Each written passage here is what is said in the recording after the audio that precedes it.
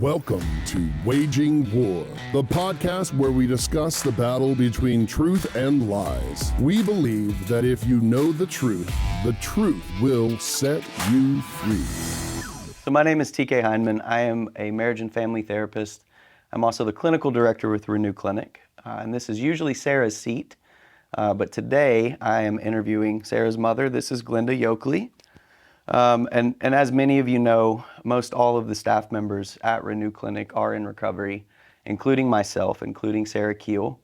And the reason we wanted to do this interview today is we've come to learn that family members that have loved ones who are struggling with addiction are often the forgotten ones. And we want to pay respect to Glenda's story and her experience of raising not just an addict, but Sarah, a human being. And so that's why she's here. So Glenda, I'm so glad that you could be here and share your story with us about Sarah and your own personal experience. I was wondering, before we get into that part of it, if you could just share a little bit about what life was like for you growing up. Well, thank you for inviting me, and I really love telling this story because it is a story of grace and redemption. Well, for me, I'm a daughter of an alcoholic. I grew up in an alcoholic home. I am the one of 5 children.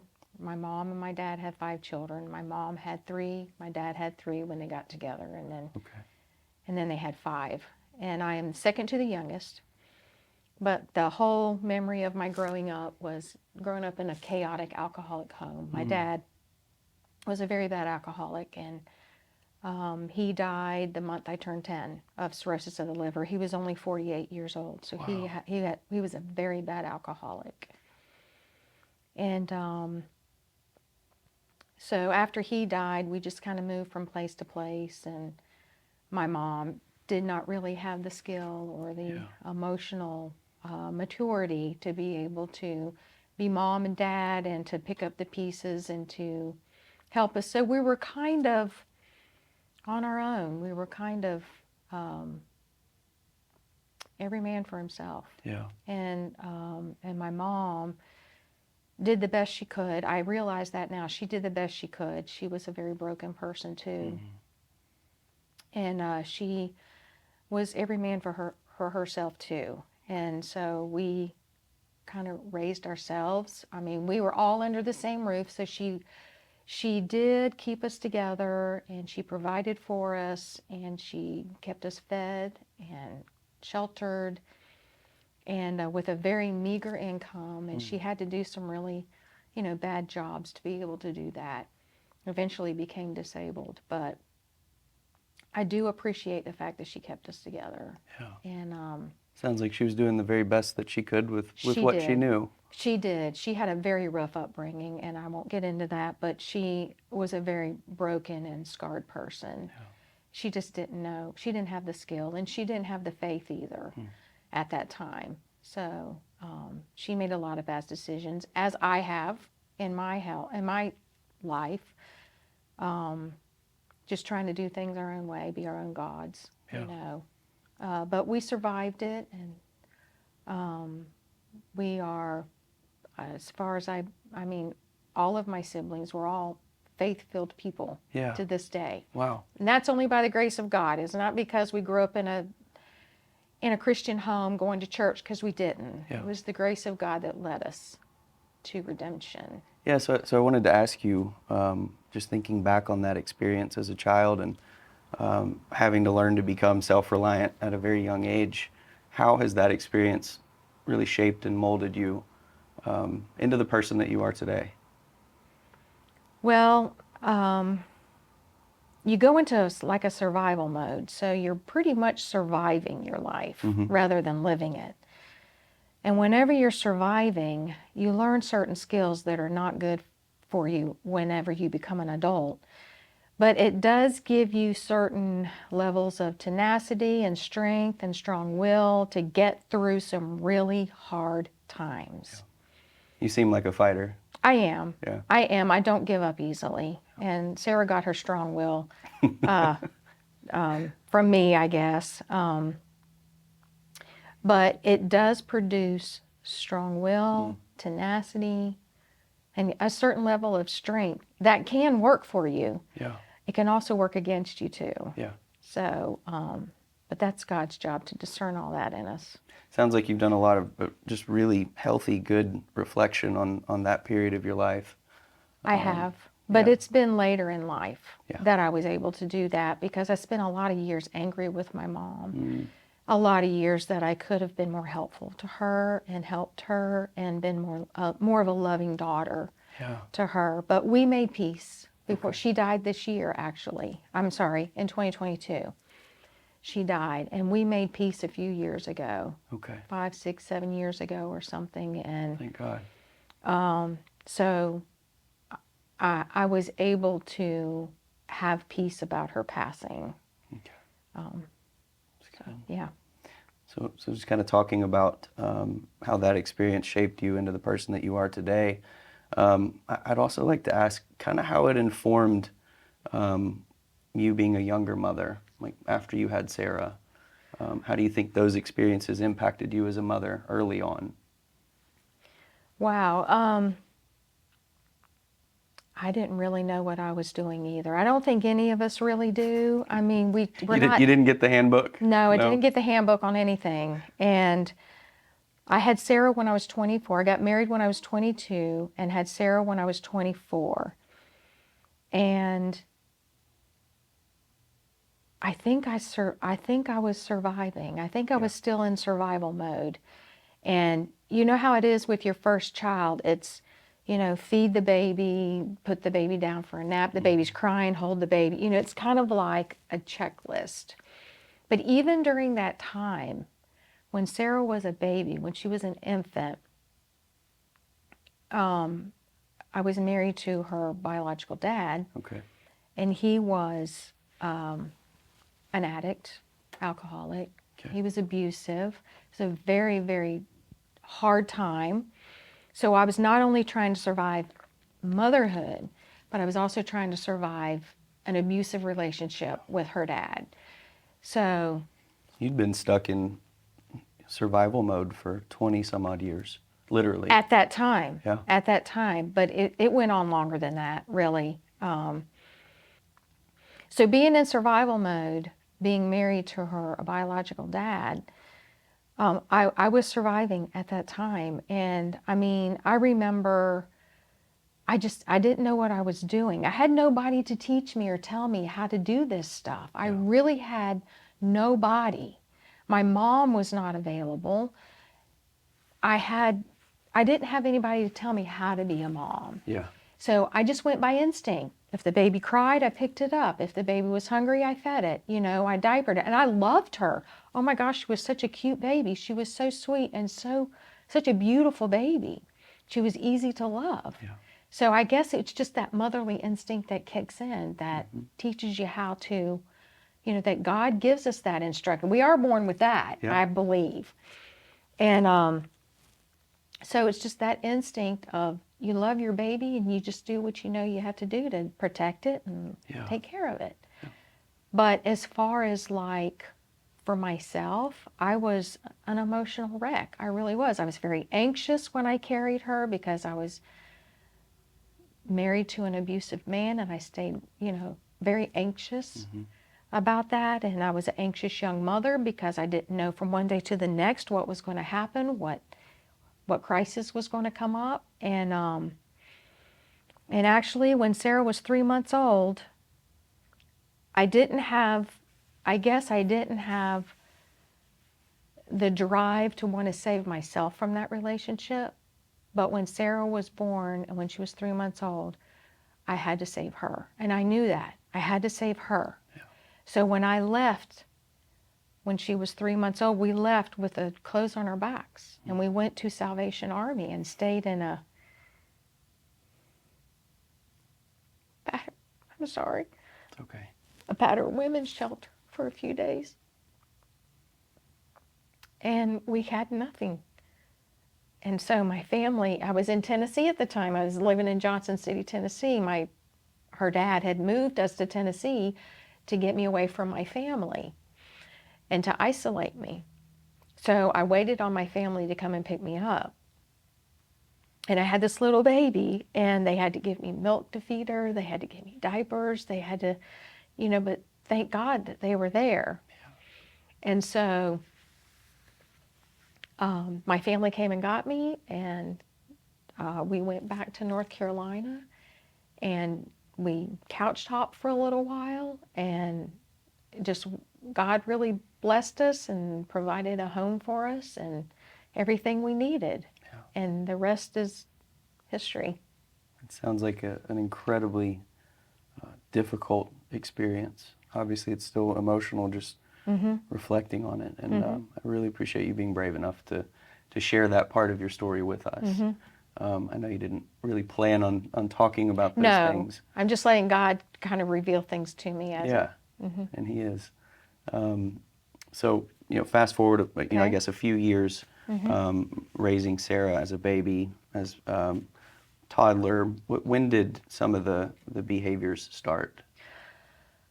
Sarah was kind of an anxious child, and I will say that she probably got it from me, sort of. Maybe she was born that way. It's kind of hard to know. But yeah, I was an anxious mother, like I said, and she was kind of an anxious child. Like, she had separation anxiety. She had it bad. Okay. And you noticed that? I did. Yeah. But I just thought it was just a child that loved their mother and didn't want their mother to leave them. But she was very clingy and had separation anxiety. But I never thought of it as anxiety. I thought anxiety was something that old people get, or that, I was 20. 4 or 5 at the time, so it can be really difficult to tell how much of this response is within normal range, how much of it is not. Right. So yeah, that's understandable. Right. So when I left, of course, when I left her dad, so I was a single parent for 3 years, and Sarah was very strong-willed. She still is. Her mantra was, "Don't tell me no." Yep. Don't tell me no. And but she also was fun. She had a fun nature about her, lively, laughing, giggling, playful, but there was this other kind of shadow over her life that you couldn't put your finger on. And I call it anxiety. Looking back on it, I think she was an anxious child from very young. And so I didn't really take that seriously. I just thought it was a child that loved their mom so much they didn't want to be out of her sight. Sure. But I didn't realize that could have been a disorder. Sure. Like an anxiety disorder. I didn't know that at the time. Yeah. And so when I met her adopted dad, he was Jewish. I was not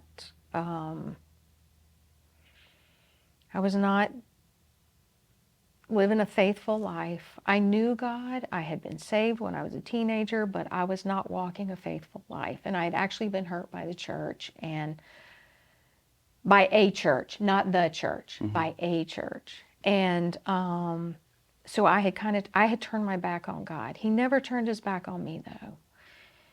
And so he was a strict disciplinarian. Okay. So when we got into that relationship, when we got married, before we got married, we did some counseling and counseled with a child psychologist about this anxiety that Sarah was exhibiting. And she told us that his job was to be her friend and not to jump into disciplinarian. And so I thought that we were on board with that. But as soon as we got married, he jumped right into disciplinarian. And he was just a hardcore, straight and narrow, and he didn't understand a lot of what Sarah was going through. Of course, I didn't either. But he was also an addict, so he didn't recognize certain things in her. Was he actively using, or was he in recovery? No, he was in recovery. Okay. He had been in recovery like 8 years when I met him. Okay. So he was an alcoholic. So he was dry. I don't know what you call it now, but he, for for about 8 years. Okay. When we met, got married. So how old was Sarah, when you met him, got married? I assume Sarah didn't respond very well to him being a disciplinarian. She did not. Okay. She didn't respond to him well at all, really. And how old was she? Sarah was 8 when we got married. Okay. She was 12 when she started acting out. Okay. When things started happening. Now, I say acting out, she was a very sweet girl, and she and I were close, and I had, she was snuggly and lovable, but when it came to him, it was like gas and oil, gas and fire, and so they butted heads a lot because he thought that he had to be very strict with her, and she rebelled. So she started her rebellious stage, and with that rebellion came the anxiety, and I believe that's about the time she started drinking, when I discovered empty beer bottles in her bedroom. And so how old was she then? 12. 12. Wow. Okay. She was 12.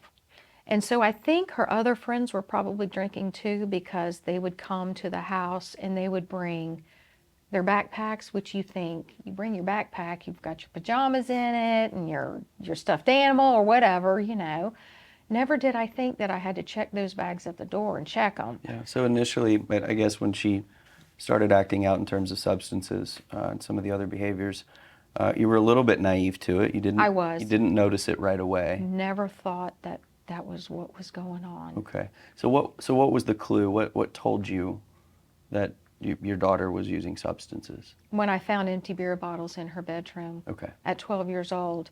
I thought, now honestly, when I first saw them and I confronted her about it, it was kind of like, oh, it was just me and my friends, and they brought them in, and we just drank, but that was it. She would always play it down, like it was just a one-time thing. Yeah. And I believed her. I wanted to believe her. I wanted to believe that. I didn't want to believe that this was the beginning of a really big problem. Yeah. And well, I think you had a lot of experience with addiction and alcoholism with your father and your first husband. And, yeah. I know the one you were married to at that time, he was in recovery, but still another history of addiction. Yeah. So you'd seen the wreckage and turmoil that it causes. And I'm sure that was a terrifying experience for you. It was. Watching the beginning of it. It was. I mean, when I would go in and I would clean out her bedroom sometimes, because she was a teenager and she didn't really clean her room and stuff. So I would go in and clean it up for her, and I was taking her clothes out of her drawers and refolding them, because they'd be all jumbled up and stuff, and I'm kind of type A, so I wanted to fold her clothes and make them neat and nice, and so I pulled something out of her drawer, and out popped these empty beer bottles, so it went through the air and just kind of fell onto the floor. And I looked at them and I was like, I thought to myself, what are those doing in here? Yeah. And it just kind of went from there. Yeah. And then then I think it's a pretty normal response for a lot of parents at first to want to be in denial, right? Well, it can't be. I was in denial. Yeah, and that's a pretty normal response. At what point, well, really, what kinds of behaviors did you see from Sarah after that, and at what point were you no longer in denial? You knew that this was a problem. Well, it progressed when that was 12, and it went on for about 7 years. So it progressed pretty quickly after that. The other things that I saw in her was she was very anxious about her relationships with friends. Okay. To the point of great anxiety. That's whenever MySpace, I think it was called. Was it MySpace? That's when that came around. And so she would get on social media. She would get on MySpace. As soon as she'd come home from school, she'd be on there and be talking with her friends. And so what was she anxious about? Relationships with these friends. Relationships ending, or problems, trouble, like, Okay. cyberbullying was going on then too. Yeah. So if something happened, she would be just bent out of shape.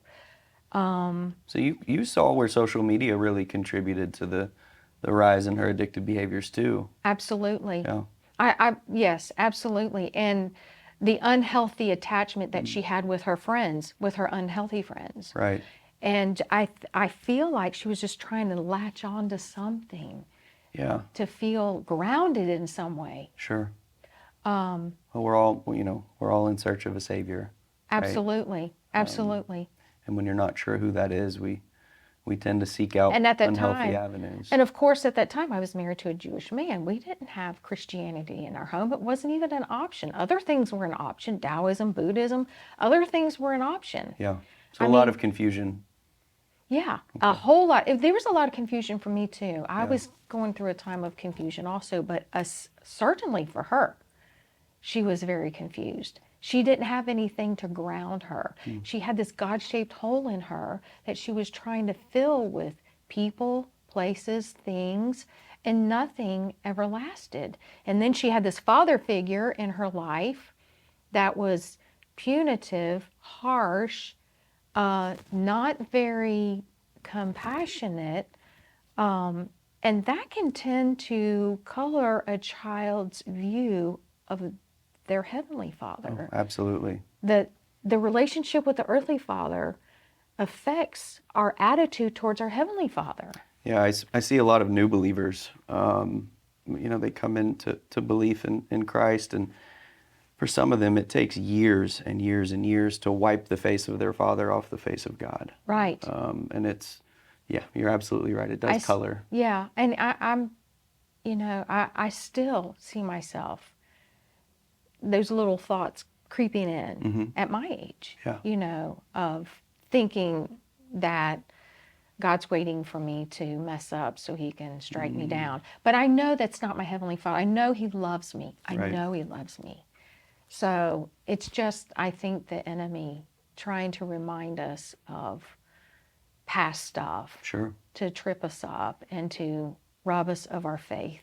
We have an enemy that wants everyone to believe that our story ends in the tragedy. That's right. Like your story ended when Sarah became a drug addict and an alcoholic, and after your, oh, that's when it began. Failed marriage. That's really when it began, when all things started falling apart and things were just so chaotic.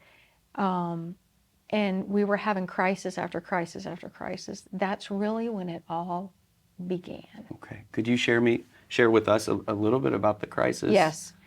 Okay, so when Sarah started, when things were progressing, it showed up in, she would come home and she was either high or drunk, or I would pick her up somewhere and she had been drinking. And how old was she at this point?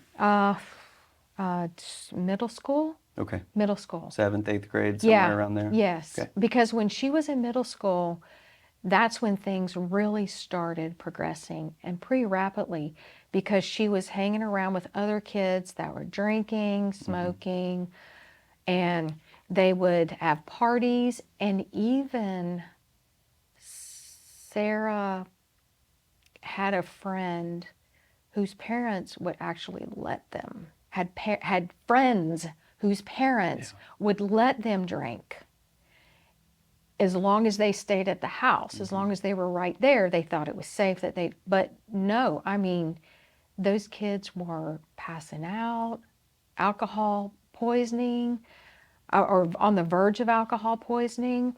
So how are you trying to respond, in light of all this and now discovering that Sarah has a problem? How are you attempting to respond to this?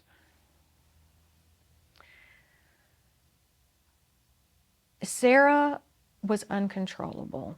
I could not control her. The more I tried to crack down, the more we tried to crack down, the worse she got. Okay. So if we thought that she was going to be grounded, she was going to run off. She was going to run out. She was going to leave home. She would steal my car and leave in the middle of the night and go pick up her friends, and they would ride around. I don't know. They may have been drinking or whatever, but that's the kind of behaviors. So she had cast off all restraint. All restraint. Nobody's going to tell me no. No, that's right. Yeah. Don't tell me no. Yep. So she did. She was very strong-willed. And so she would run off, and sometimes a little bit later in her teenage years, she would run off and she'd be gone for days, and I And you wouldn't didn't know where she was. Wow. And I would call around and try to find out where she was. Have you seen her? But you know what? Something inside of me knew that she was alive. She may not be okay, but she was alive. Mm-hmm. And she was going to be okay. So I had a little level of peace in there that knew that she was, because my prayers had been reduced to, God, keep her alive. Wow. Keep her alive through this. Just keep her alive. Because I wasn't even a praying person at that time, but you were I a desperate knew mother. I was a desperate mother, and I knew I had no one else. I had nothing else, that God was my only hope. I had to pray. I had to pray for her. I had nothing else. There was nothing else that offered me any kind of hope for her. So I prayed, God, keep her alive, keep her alive. And there were things that she went through that when she got home, I had no idea. No idea. And were these things that you found out about much later? Yes. Okay. Yeah, well, there was one time during her usage that she, and I'm jumping forward just a little bit. When you say usage, so we've talked a little bit about the alcohol. What else was involved? She was doing drugs too, but I didn't know that they were drugs at the time. Okay. She had done ecstasy, and at some time she had experimented with heroin, and she did mushrooms one night when she was out. She came home the next morning and she was a mess. She was an anxious mess. She was crying. She was falling apart. She couldn't stand to be in her own skin. She couldn't stand to be alone. She went to work with me. She would lay on the couch. Where I worked, there was a couch in the lobby, and she would come and she would just sit or lay on that couch, and she couldn't be alone. She was falling apart. The mushrooms really affected her in such a horrible, terrible way. She couldn't shake it off. As a mother, how are you handling all of this? At least in the moment she was back home, she didn't stop using, but how are you handling this as a mother? So at some point, you have to reach out for help somewhere. Yeah. So Sarah was doing things like stealing my car. And so I had to consult with the police. Okay.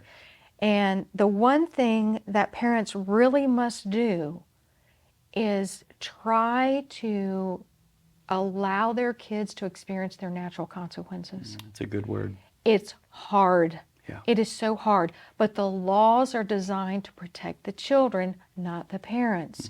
There's not a lot of help for parents. But they hooked me up with juvenile justice, and I was advised by juvenile justice to, every time something happens, that I had to make a police report. Call the police, make a report. What you're doing is you're building a case. Okay. So that if it gets to a point where help can be provided for her, I would have a case. Yeah. So Was it hard as a mother watching your daughter have to experience those consequences with law enforcement? And it ripped my heart out. And Sarah was making life very difficult at home because she was acting out. But she didn't know what to do with herself. I see that now. She was having such horrible anxiety, and probably the drugs were contributing to it, that she did not know what to do with herself. I mean, she ran around our house one time with a knife in her hand, threatening to cut herself. She was so bent out of shape. Yeah. Didn't know what to do with her. I didn't know what to do with her. I didn't know how to handle this. I was lost too. she was in survival mode as well, and I know that's something just based on your story that you can relate with. I can. And that's what happens in active addiction. The substances become a method of survival, more important than food, water, anything else. But they don't work. No. They don't work. They produce an anxious heart even more. Yes. They produce more mental instability. And so So every time that something would happen, whether she broke in my house or broke out of my house, not breaking out, but left or ran off or stole my car. She stole my car a few times. She liked to go on joy rides with her friends. And I had to call the police. Okay. I had to call the police and make a report. Or if she destroyed my property because she didn't know what to do with herself. She was so anxious. She didn't know what.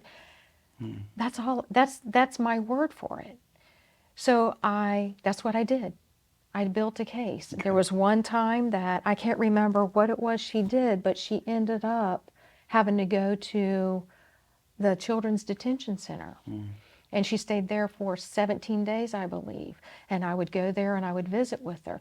But it was because of the building of the case that we were able, she was there, she was safe, she was clean, she was sober, but she was still anxious. The anxiety was not addressed. She was still anxious. So just because they stopped using doesn't mean that that is the end-all be-all answer for the problem, because it's not. Right. The spiritual aspect of it was not being addressed. The physical was not being addressed. Well, we understand addiction. Ultimately, it's a symptom, right? It's a refusal to suffer. And there was a part of Sarah at that point in her life that was suffering immensely. Yes. And the drugs were just a substitute to deal with it. Yes. Unfortunately, it compounded things and made them significantly worse. And it was incredibly difficult on you. I'm curious, again, reflecting back on that period of time, what was a pivotal changing point for Sarah and you? So reflecting back on me being my own God and me making my own choices and solving problems on my own, I was married multiple times. And so after divorcing from her adopted dad, I got married again and had a child. So Sarah was 16 when I married him. She was almost 17 when I had my son. My son, I believe that my son was given to me to help me to take my hands off of trying to save Sarah. Because I had this little infant that I had to take care of. And Sarah was causing a lot of chaos in the home and outside the home and for herself. And so the pivotal moment was Sarah drove to Wilmington in a blackout in a car that I bought. She didn't remember driving there, but when she got there, she got pulled by the police and they wanted to do a breathalyzer on her and she refused. She was probably, she was 17. I believe she was 17 when this happened. Okay. They arrested her. They took her to jail and they did a breathalyzer on her. They said it won't be submissible, but we're just curious about how drunk you really are. And she was off the charts. I mean, she was, I don't remember what it was. I don't even know, the legal limit's like 0.08 or something like that. She was like 0.2 something, 0.3 something. I can't remember. It was just a tremendous amount of alcohol. She should have been in the hospital. Yeah. And I think that also speaks volumes as to how much she probably had been drinking for quite some time. God's hand was on her. She drove 4 hours to Wilmington from Winston-Salem in a blackout. And it was only by the grace and hand of God that he kept her safe. And she got there.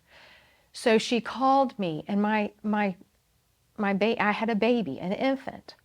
So she called me from jail. And she said, I want to tell you that I'm in Wilmington jail. I've been arrested for DUI. And I said, Sarah, not this time. I can't this time. So you weren't going to go get her? No. I had bailed her out and rescued her and rescued her. But I said, Sarah, not this time. I have a baby I have to take care of. I can't.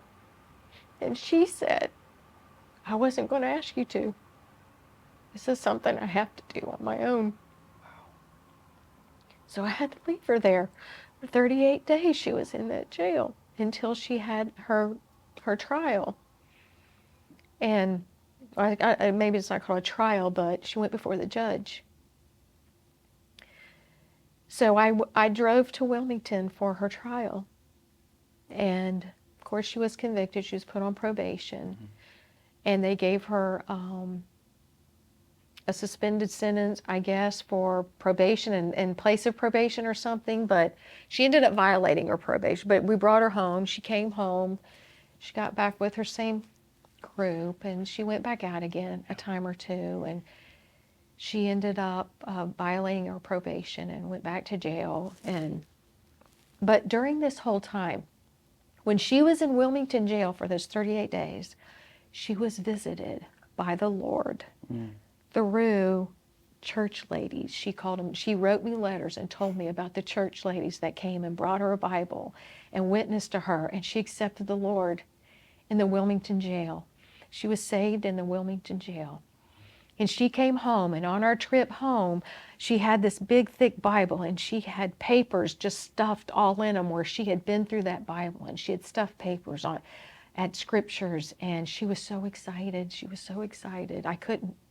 I was so happy that she was excited about something. She was excited about the Lord. She really was.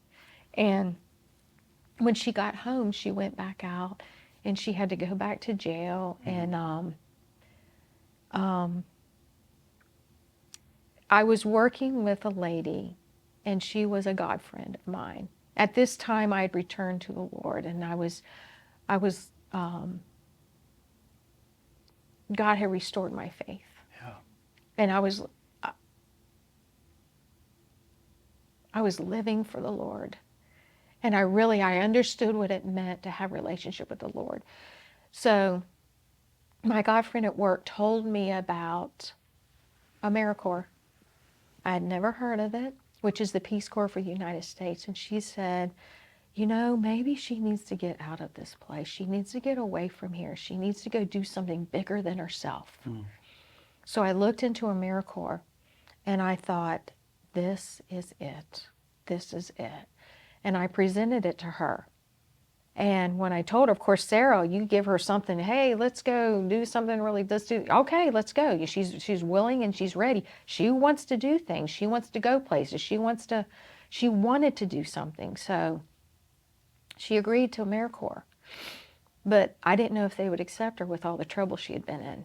They accepted her. Wow. It was a miracle. And now how old was Sarah at this point? She was 19, I think. Okay. When she went into AmeriCorps. Okay. So it sounds like, just in this part of the story, a pivotal moment for you and for Sarah was when you made the decision to not go bail her out of jail. That's it. Because had you done that, she would have not experienced what she did. And so the Lord really used that as an opportunity to get her attention. She came home. She go ahead. No, you finished. Well, she came home after that, and I know she went back out. People, places, and things are often what cause people to relapse, and we hear that story a lot.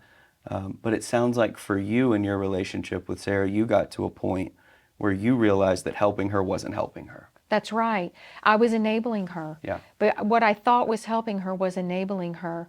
And when the Lord brought me back to Him, He kind of led me through these steps. But when that night happened, I felt the Lord speak to my heart and say, you must take your hands off of her neck so I can have her. Let me have her. And I was able to do that.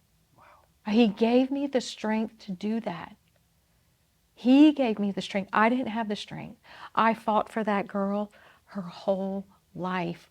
During the time that she was out there, so many people, friends, family members, said, why? Asked me, why do you keep putting up with this? Why do you keep hitting your head up against a wall with her? Why don't you kick her out? Why don't you put her out on the street? And my own brother asked me that, and I told him, because that is not my daughter. Right. That is not Sarah. I see through all this to the real person that God created her to be. the real person that God created in her. That's who I'm fighting for. And so a lot of the advice that you were getting during that period of time was what? Get rid of her, kick her out, put her out, let her hit her own head. But I was like, I'm not kicking my teenage daughter out on the street for her to go out here and start prostituting herself so that she can get her drug. I'm not doing that. So it was a real struggle between doing the right thing, keeping her safe, not knowing where that good balance is. Right. Where's the line? At what point do I? What point do I? Well, she was in jail. She was safe. She was not using. God was there with her in that jail. He brought people to her. And that was what I needed to be able to let go. Not her being out on the street. Not her being out there disappearing, running off. No, that's not where you let go. That's not where I could let go. Yeah. She was in a safe environment. I didn't want her to be in jail. I didn't want her to be in jail. Right. You know, a lot of parents struggle with this. You know, where's the boundary? Where do I draw the line? When do I stop helping? And one of the things that I always ask parents is, has helping them helped? And if the answer is no, right, you got to let go. That's right. And unfortunately, in addiction, a lot of addicts and alcoholics don't respond well to attempts at help until they've suffered enough. It has to hurt bad enough. And Sarah, fortunately, God miraculously got her attention at a really young age, and she experienced an immense amount of suffering, and she was tired. That's right. But it took you letting go. It took you allowing her to experience natural consequences of things in order for this to happen. I think the Lord always had his hand on her life, because Sarah told me that when she would be out there drinking and drugging with her friends, that she would talk about the Lord while they were high. And I've heard these stories. And they would say, you're killing my buzz. You're really killing my buzz. You know, she would say, we're not supposed to be doing this. We shouldn't be doing this. Yeah. The Lord was working in her life long time before that pivotal moment. Yeah. It's so cool. So hearing the story from your point of view, and you know, I've heard Sarah's story quite a few times now because she shares it often. It's a powerful testimony. But now seeing kind of your perspective and what went into it from your side, it's, you know, the story for me was dynamic beforehand, and now it's comes full circle. So I feel privileged just to be able to hear your version of things and what this experience was like for you. Yeah, there's so many stories to tell that there's just not enough time in one podcast to really tell it. But my advice to parents would be, don't give up. Stay on your knees. God is faithful. God is faithful. Stay on your knees and allow them to have natural consequences. But at the same time, don't throw them away. They are valuable image bearers of God, and don't stop fighting for them, but do allow them to have their natural consequences. If they get in trouble, allow them to go to jail. If they get in trouble, or if they break the law in your home or whatever, call the police. You have to, because somewhere down that line is a place where they're going to get saved. Right. You can't rescue them from them hitting that wall. You can't stop that process. It has to play out to its fullness. It really does. And that's a hard thing to do, because we don't want to see our children suffer. No, we don't. And that is a really difficult thing to do. But to this day, all that suffering and everything we went through was worth it. I do it again for her, because today we're best friends. We are best friends. She is my best friend. Yeah. And I call her, and I admire the woman that she is. God has really redeemed her life, and he has painted beauty with the ashes of her life. Yeah. And it's such a beautiful story. And she is worth fighting for. They're all worth fighting for. So that's what I was going to ask you. What's your relationship like with her now? And you guys are best friends. We're best friends. And I think for anybody listening to this that's struggling with substances, whether it's a parent or someone that has an addiction themselves. God's heart for us, it's redemption, it's restoration, and this is a story of redemption and restoration. Yes. And it does happen. Yes. And the other thing I'm hearing from you is don't lose hope. Don't. Don't lose hope. Hope is all we've got in those times. Yeah. There's always hope, but hope in what? Not in the world, not in a medicine. It's in the Lord. Yeah. It's in the Lord because He's sovereign over the whole situation, and He allows things to happen to bring people to redemption. I see where Sarah gets her fiery preacher spirit. She gets it honest. Well, Glenda, thank you so much for sharing your story with us, and I'm just so grateful. You've raised an amazing woman. She's an incredible leader. I love her like a sister. Yeah, we all do. So, Well, I'm grateful to be her mom. Yeah. I'm blessed to be her mom. yeah, thank you. Thanks. And thank you.